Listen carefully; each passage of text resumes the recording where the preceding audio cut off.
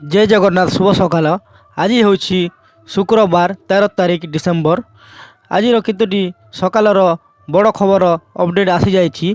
चलतु देखा ए वीडियो माध्यम क्रीडा क्षेत्र को सुदृढ़ करने सरकार पदक्षेप नहीं मुख्यमंत्री।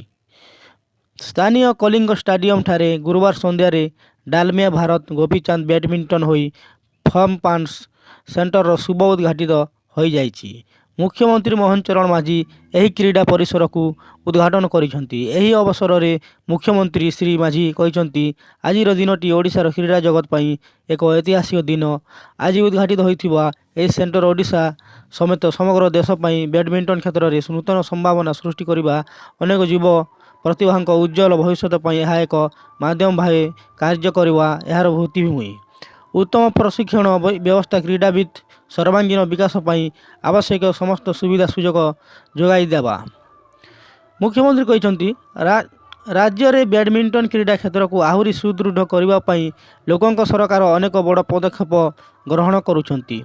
राज्य में युव क्रीडाविद बैडमिंटन खेल में से प्रतिभार विकास पई स्वतंत्र व्यवस्था सह सेमान को उत्साहित एवं प्रोत्साहित करने नुआ सरकार प्रतिश्रुति बदा। मोर विश्वास आम पिला माने सेमान क्रीडा प्रतिभा द्वारा जातीय एवं अंतर्जातीय स्तर में सफलता हासिल करी राज्य तथा देश पई गौरव आनिबे। आगामी दिन में बैडमिंटन क्रीडा क्षेत्र में ओडिशा देश में एक स्वतंत्र स्थान पाइब से आम प्रतिबद्ध। परवर्ती अपडेट नुआ वर्षरु कहा हाथ में रहिबो राज्य बीजेपी नेतृत्व। BJP Bharatiya Janata party BJP एवं सांगठनिक निर्वाचन चली। संभवतः चलित मास शेष सुधा यह पर्यायर निर्वाचन शेष होपर दल राज्य सभापति प्रक्रिया आग को बढ़ाइबा आशा करा जाउछि जे आसंता जनवरी तृतीय सप्ताह राज्य बीजेपी को नुआ मुखिया मिली पारे। किंतु एही पदवी किए अलंकृत हेबे से नहीं एबे किछि जना पड़ी नहीं।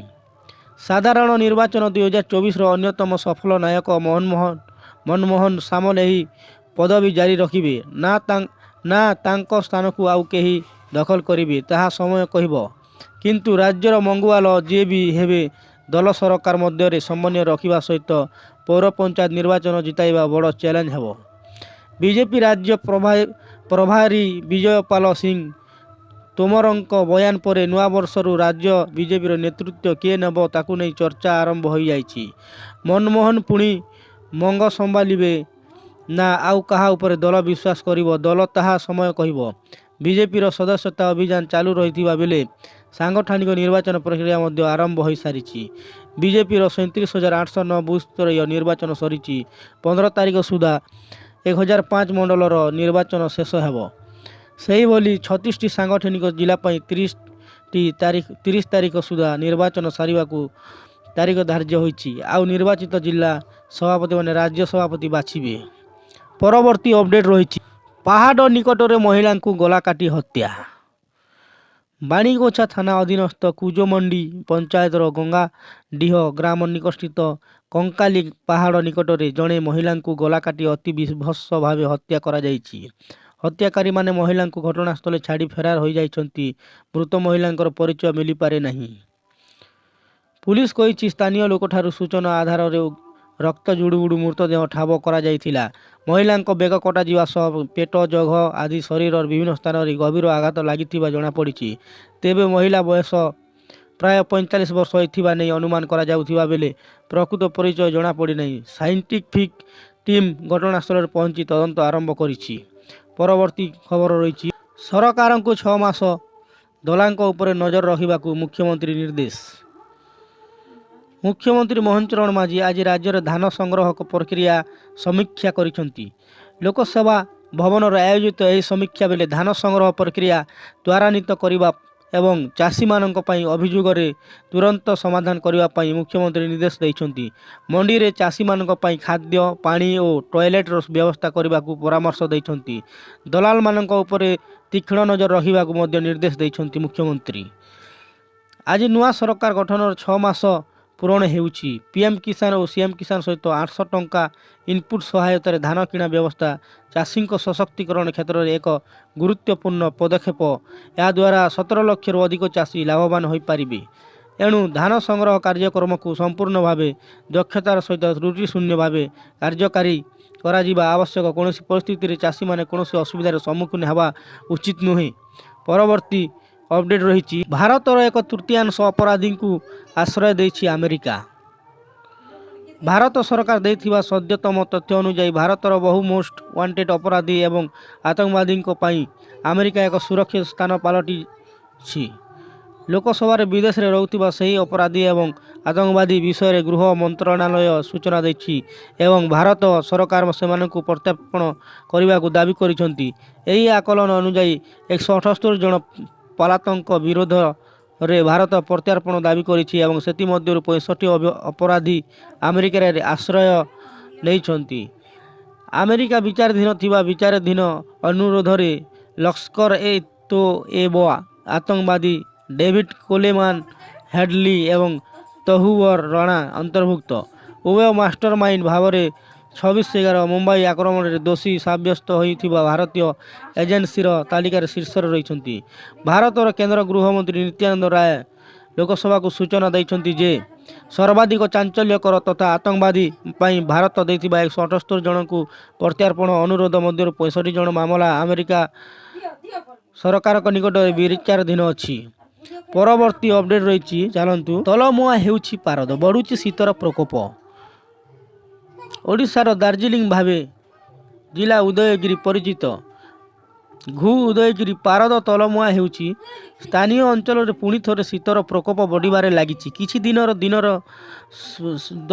ଦିନର ସ୍ପନ୍ଦନରେ ପୁଣି ପାରଦ ତଳକୁ ଖସୁଛି। ଆଜି ଉଦୟଗିରି ସର୍ବନିମ୍ନ ତାପମାତ୍ରା 9.2 ଡିଗ୍ରୀରେ ପହଞ୍ଚିଥିବା କୃଷି ଗବେଷଣା କେନ୍ଦ୍ର ଓ ଭାରତୀୟ ପାଣିପାଗ ବିଭାଗର ରେକର୍ଡ କରିଛି। କୃଷି ଗବେଷଣା କେନ୍ଦ୍ର ଗତକାଲି ତାପମାତ୍ରା 11 ଡିଗ୍ରୀ ଥିବା ରେକର୍ଡ କରିଥିଲା। ଫଳରେ ଏହାର ପ୍ରକୋପ ଶୀତ ବଢ଼ିବାରେ ଲାଗିଛି। ଲଘୁଚାପ ଘୂର୍ଣ୍ଣିଲୟ ଯୋଗୁଁ ବର୍ଷା ଏବଂ ପରବର୍ତ୍ତୀ ସମୟରେ ପାଗ ମେଘୁଆ କାରଣର ଏକ ସପ୍ତାହ ହେଲା ଶୀତ କମିଯାଇଥିବା ବେଳେ କାଲିଠାରୁ ହଠାତ୍ ବଢ଼ିଥିବା ଅନୁଭୂତ ହୋଇଛି। କୋହଲା ପବନରେ ଦେହ କାଲୁଆ ହୋଇଯାଇଥିବା ବେଳେ ରାସ୍ତା କଡ଼ରେ ଜବଦସାଇ କରୁଥିବା ସାଇ ଜଙ୍ଗଲ ତଥା ଜାତ ସାମଗ୍ରୀ ସଂଗ୍ରହ କରି ପେଟ ପୋଷୁଥିବା ସ୍ଥାନୀୟ ଅଧିବାସୀ ଅସହାୟ କଚ୍ଚା ଘରେ ରହୁଥିବା ଲୋକଙ୍କ ପାଇଁ ପ୍ରବଳ ଶୀତ ବଢ଼ାଇବା ଦେଇଛି ଚିନ୍ତା। ପୁଣି ଥରେ ଶୀତରୁ ରକ୍ଷା ପାଇବା ପାଇଁ ସକାଳ ଏବଂ ସନ୍ଧ୍ୟାରେ ରାସ୍ତା କଡ଼ରେ ନିଆଁ ପାଖରେ ବସିବା ଦେଖିବାକୁ ମିଳୁଛି। କୁହୁଡ଼ି ଯୋଗୁଁ ଯାତାୟାତରେ ସମସ୍ୟା ଦେଖାଦେଇଛି। ପରବର୍ତ୍ତୀ ଅପଡେଟ୍ ଓ କାର୍ଯ୍ୟକଳାପ ମାଲକାନଗିରିରେ NIA ପକ୍ଷରୁ ଚଢ଼ାଉ। ମାଲକାନଗିରିରେ ଜାତୀୟ ତଦନ୍ତକାରୀ ସଂସ୍ଥା NIA ପକ୍ଷରୁ ଚଢ଼ାଉ ଚାଲିଛି। ମାଲକାନଗିରି ଜିଲ୍ଲାରୁ ମଟୁ ଥାନା ଅନ୍ତର୍ଗତ ଅନନ୍ତପାଲି ଗାଁରେ ଜାତୀୟ ତଦନ୍ତକାରୀ ସଂସ୍ଥାର ଚଢ଼ାଉ ଜାରି ରହିଛି। ହାଇଦ୍ରାବାଦର NIA ଟିମ୍ ଭୋର 3ଟାରୁ ଚଢ଼ାଉ କରିଛି। ଏଥିରେ BSF ଓ DVF ସହାୟତା କରୁଥିବା ଜଣାଯାଇଛି। ମାଓ କାର୍ଯ୍ୟକଳାପ ସହ ସମ୍ପୃକ୍ତ ନେଇ ଏହି ଚଢ଼ାଉ କାର୍ଯ୍ୟ ଯାଉଥିବା ସୂଚନା ମିଳିଛି। ସେହିପରି ଛତିଶଗଡ଼ରେ 2ଟି ସ୍ଥାନରେ ବି NIA ତନାଘନା ଚଳାଇଛି। ସୂଚନାଯୋଗ୍ୟ, ଗତ କିଛି ଦିନ ହେବ ପୁଣି ମାଲକାନଗିରି ଛତିଶଗଡ଼ ସୀମାନ୍ତରେ ସକ୍ରିୟ ହୋଇ ଉଠିଛନ୍ତି ମାଓବାଦୀ। ମାଓ ଦମନ ନେଇ ସୁରକ୍ଷାକର୍ମୀ ତରଫରୁ କରାଯାଉଛି ଜୋରଦାର ଅପରେସନ। ପରବର୍ତ୍ତୀ ଅପଡେଟ୍ ରହିଛି, ମହିଳାଙ୍କୁ କେଜ୍ରିୱାଲଙ୍କ ଉପହାର, ମାସକୁ ପାଇବେ 1000 ଟଙ୍କା। ଆସନ୍ତା 2025ରେ ଦିଲ୍ଲୀ ବିଧାନସଭା ନିର୍ବାଚନ ପୂର୍ବରୁ ଆମ ଆଦମୀ ପାର୍ଟି ଆପର ସଂଯୋଜକ ଅରବିନ୍ଦ କେଜ୍ରିୱାଲ ଏକ ବଡ଼ ଘୋଷଣା କରିଛନ୍ତି। ଦିଲ୍ଲୀର ମହିଳାମାନଙ୍କୁ ଆପ୍ ସରକାର ଦେଇଥିବା ପ୍ରତିଶ୍ରୁତି ବର୍ତ୍ତମାନ ପୂରଣ ହୋଇଛି। କେଜ୍ରିୱାଲ ଗୁରୁବାର ଡିସେମ୍ବର 12 ତାରିଖରେ ମହିଳା ସମ୍ମାନ ନିଧି ଯୋଜନା ଘୋଷଣା କରିଛନ୍ତି। ଏହି ଯୋଜନାକୁ ଗୁରୁବାର ପୂର୍ବାହ୍ନରେ ଦିଲ୍ଲୀ କ୍ୟାବିନେଟ୍ ବୈଠକରେ ଅନୁମୋଦନ କରାଯାଇଛି। ଏହି ଯୋଜନାରେ ସରକାର ପ୍ରତି ମାସରେ 1000 ଟଙ୍କା ଯୋଗ୍ୟ ମହିଳାଙ୍କ ଆକାଉଣ୍ଟକୁ ସ୍ଥାନାନ୍ତର କରିବେ। କେବଳ ଏତିକି ନୁହେଁ, ଅରବିନ୍ଦ କେଜ୍ରିୱାଲ ଘୋଷଣା କରିଛନ୍ତି ଯେ ନିର୍ବାଚନ ପରେ ମହିଳାଙ୍କୁ 1000 ଟଙ୍କା ବଦଳରେ 2100 ଟଙ୍କା ଦିଆଯିବ। ଶୁକ୍ରବାର 13 ଡିସେମ୍ବରରୁ ମହିଳାମାନେ ଏହି ଯୋଜନା ପାଇଁ ପଞ୍ଜୀକରଣ କରିପାରିବେ। ଏହି ଅବସରରେ ଅରବିନ୍ଦ କେଜ୍ରିୱାଲ କହିଛନ୍ତି, ଆଜି ମୁଁ 2ଟି ବଡ଼ ଘୋଷଣା କରିବାକୁ ଯାଉଛି ଏବଂ ସେ ସବୁ ଦିଲ୍ଲୀର ମା ଏବଂ ଭଉଣୀମାନଙ୍କ ପାଇଁ। ଆମେ ପ୍ରତିଶ୍ରୁତି ଦେଇଥିଲୁ ଯେ ପ୍ରତି ମାସରେ ଆମେ ମହିଳାଙ୍କ ଆକାଉଣ୍ଟରେ 1000 ଟଙ୍କା ଜମା କରିବୁ। ଆଜି କ୍ୟାବିନେଟ୍ ଏହାକୁ ପାସ୍ କରିସାରିଛି। ମହିଳାମାନଙ୍କୁ ଏଥିପାଇଁ ପଞ୍ଜୀକରଣ କରିବାକୁ ପଡ଼ିବ। ଥରେ ପଞ୍ଜୀକୃତ ହୋଇଗଲେ ପ୍ରତି ମାସରେ 1000 ଟଙ୍କା ସେମାନଙ୍କ ଆକାଉଣ୍ଟକୁ ଆସିବା ଆରମ୍ଭ ହୋଇଯିବ। କେଜରିୱାଲଙ୍କ ଆହୁରି ମଧ୍ୟ କହିଛନ୍ତି, ଆମେ ଗତ ଏପ୍ରିଲରେ ଏହା ଆରମ୍ଭ କରିବାକୁ ଯାଉଥିଲୁ, କିନ୍ତୁ ଦୁର୍ଭାଗ୍ୟବଶତଃ ଏହି ଲୋକମାନେ ମୋତେ ଭୁଲ ମାମଲାରେ ଜେଲକୁ ପଠାଇଥିଲେ। ମୁଁ 6-7 ମାସ ଜେଲରେ ରହିଥିଲି ଏବଂ ବାହାରକୁ ଆସିବା ପରେ ଓଟିସି ଏହି ଯୋଜନା କାର୍ଯ୍ୟକାରୀ ବାରେ ବହୁତ ସାହାଯ୍ୟ କରିଥିଲେ। ଏଥିରେ ସହମତି ପ୍ରକାଶ ପାଇଛି ଯେ ଏହି ଯୋଜନା ସରକାରଙ୍କୁ ଖର୍ଚ୍ଚ କରିବ ନାହିଁ, କିନ୍ତୁ ଦିଲ୍ଲୀ ସରକାର ଉପକୃତ ହେବେ।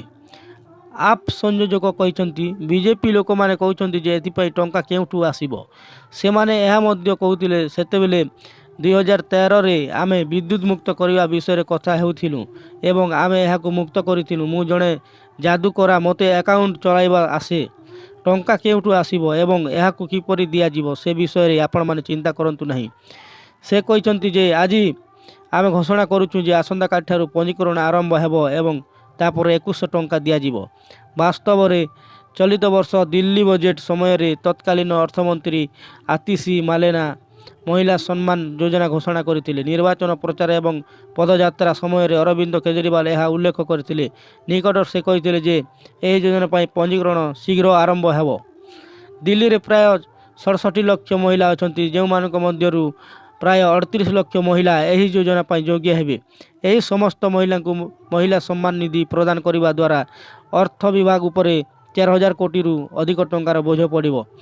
ପରବର୍ତ୍ତୀ ଅପଡେଟ୍ ରହିଛି, ଅଧା ଆବାସ ଘର ଖାଲି ରହିବାକୁ ଲୋକ ଅମଙ୍ଗ ରାସ୍ତା, ବିଜୁଳି ସ୍ୱେରେଜ ନାହିଁ। ପ୍ରଧାନମନ୍ତ୍ରୀ ଆବାସ ଯୋଜନା ଅଧୀନରେ ସହରାଞ୍ଚଳ ନିର୍ମାଣରେ କରାଯାଇଥିବା ପ୍ରାୟ ଅଧା 47% ଘର ଖାଲି ପଡ଼ିଛି। ହିତାଧିକାରୀମାନେ ସେହି ଘରରେ ରହିବାକୁ ରାଜି ହେଉନାହାନ୍ତି। ସହରାଞ୍ଚଳ ଗରିବ ଓ ବସ୍ତି ବାସିନ୍ଦାମାନଙ୍କର ଲାଗି ତିଆରି ହୋଇଥିବା ଅଧିକାଂଶ ଘର ଖାଲି ପଡ଼ିଥିବା ନେଇ ଏକ ସଂସଦୀୟ କମିଟି ଏହାର ରିପୋର୍ଟରେ ଜଣାଇଛି। ତେଣୁ ଗରିବ ଲୋକଙ୍କ ମୁଣ୍ଡ ଉପରେ ଛାତ ଦେବା ଲାଗି ଯୋଜନା ରହିଥିବା ମୂଳ ଉଦ୍ଦେଶ୍ୟଟି ସାଧନ ହୋଇନଥିବାରୁ କମିଟି ଉଦ୍ବେଗ ପ୍ରକାଶ କରିଛି। ଆବାସ ଯୋଜନାରେ ଘରଗୁଡ଼ିକ ଯେଉଁଠାରେ ନିର୍ମାଣ କରାଯାଇଛି ସେଠାକୁ ଯାତାୟାତ ଲାଗି ସଡ଼କ ସୁବିଧା ନାହିଁ। ଘର ଲାଗି ପାଣି, ବିଜୁଳି ଓ ସ୍ୱେରେଜ ବ୍ୟବସ୍ଥା ମଧ୍ୟ କରାଯାଇ ନାହିଁ।